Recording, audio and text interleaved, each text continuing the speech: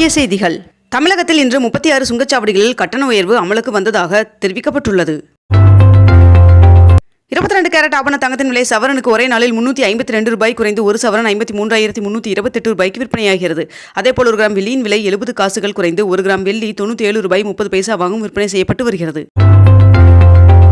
மறைந்த முன்னாள் முதலமைச்சர் கருணாநிதி அவர்களின் 101வது பிறந்த நாளை முன்னிட்டு முதலமைச்சர் மு க ஸ்டாலின் அவர்கள் கருணாநிதி அவர்களின் நினைவிடத்தில் மரியாதை செலுத்தினார்.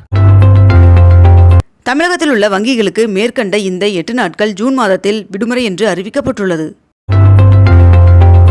இன்று தமிழகம், புதுவை மற்றும் காரைக்காலில் சில பகுதிகளில் இடியுடன் கூடிய மழை பெய்ய வாய்ப்புள்ளதாக வானிலை மையம் தெரிவித்துள்ளது.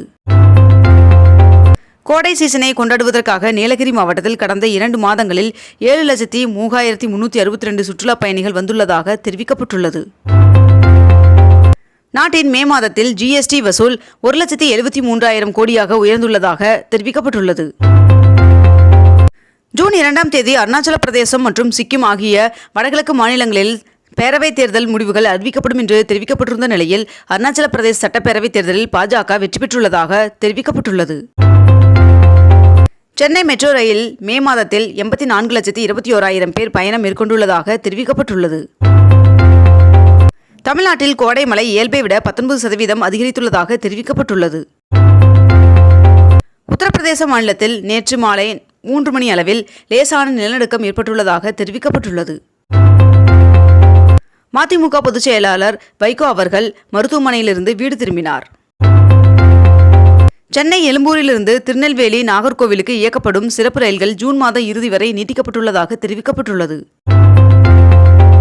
டெல்லி முதலமைச்சர் அரவிந்த் கெஜ்ரிவால் அவர்கள் டெல்லியில் உள்ள தீகார் சிறையில் நேற்று சரணடைந்தார். செல்போன் மற்றும் ஆவணங்களுடன் டிடிஎஃப் வாசன் அவர்கள் இன்று ஆஜராக வேண்டும் என்று காவல்துறை அவருக்கு சம்மன் அனுப்பியுள்ளது. தமிழகத்தில் பொறியியல் மாணவர் சேர்க்கைக்காக 2,31,000 பேர் விண்ணப்பித்துள்ளதாக தகவல் வெளியாகியுள்ளது. திருப்பதி ஏழுமலையான் சுவாமி கோவிலில் 65 வயது முதியோர் 30 நிமிடத்தில் தரிசனம் செய்ய தேவஸ்தானம் ஏற்பாடு செய்துள்ளதாக தகவல் வெளியாகியுள்ளது. திருச்சி சந்திப்பு ரயில் நிலையத்தில் பயணிகளின் வசதிக்காக நவீன ஏசி கட்டண தங்குமிடம் ஏற்படுத்தப்பட்டுள்ளதாக தகவல் வெளியாகியுள்ளது. கிளாசிக்கல் செஸ் போட்டியில் சாதனை படைத்த பிரக்ஞானந்தா அவர்களுக்கு முதலமைச்சர் மு க ஸ்டாலின் அவர்கள் வாழ்த்து தெரிவித்துள்ளார். அரசு கணினி சான்றிதழ் தேர்வு ஆகஸ்ட் 3 மற்றும் 4 ஆகிய தேதிகளில் நடத்தப்படும் என்று தொழில்நுட்ப கல்வித்துறை அறிவித்துள்ளது. சென்னையில் வாக்கு எண்ணும் பணியில் 1430 அலுவலர்கள் நியமிக்கப்பட உள்ளதாக தெரிவிக்கப்பட்டுள்ளது.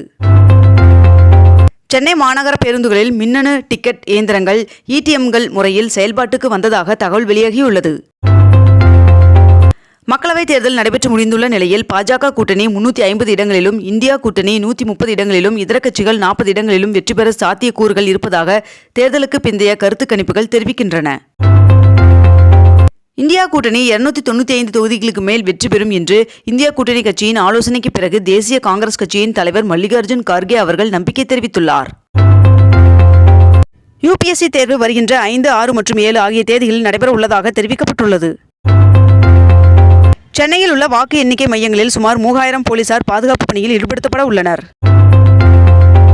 மத்திய ரிசர்வ் வங்கி சமீபத்தில் பிரிட்டனில் இருந்து 100 டன் தங்கத்தை இந்தியா கொண்டு வந்துள்ளதாக ரிசர்வ் வங்கி அதிகாரிகள் தெரிவித்துள்ளனர்.